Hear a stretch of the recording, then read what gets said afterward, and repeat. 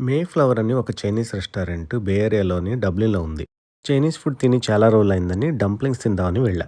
కానీ డిన్నర్‌కి dumplings serve చేయట్లేదని చెప్పారు.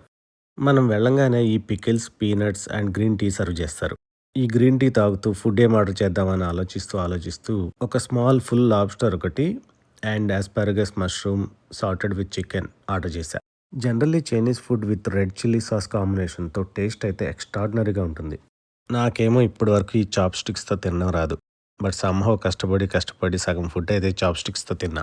నేను ఇలా స్ట్రగుల్ అవ్వడం సర్వర్ చూడలేక ఫోర్క్ తీసుకొచ్చిచ్చింది. నెక్స్ట్ మనం ట్రై చేయబోయే ఐటెమ్ ఈ లాబ్స్టర్. మనం జనరల్లీ లాబ్స్టర్స్ కానీ, క్రాబ్స్ కానీ తినాలంటే కొంచెం అలవాటు ఉండాలి. అలవాటుతో పాటు ఓపిక కూడా ఎక్కువ ఉండాలి. ఎందుకంటే షెల్స్‌లోంచి మీట్ ఎక్స్ట్రాక్ట్ చేయడం అనేది కొంచెం ట్రిక్కీ పార్ట్. యాజ్ ఆల్వేస్ నాకు చైనీస్ ఫుడ్ అంటే ఈ చిల్లీ సాస్ పక్కా ఉండాలి.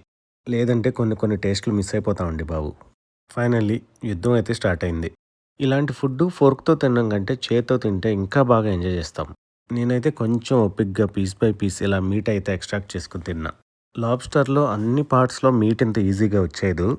కొన్నిటికైతే పక్కా హ్యాండ్ యూజ్ చేయాల్సిందే. ఫైనల్లీ ఇక తినగలిగినంత తిని కొంచెం మిగిలింది టు గో తీసుకొని ఇంటికి బయలుదేరా. నేను తిన్న ఫుడ్ ఐటమ్స్ టేస్ట్ అయితే సూపర్ ఉంది.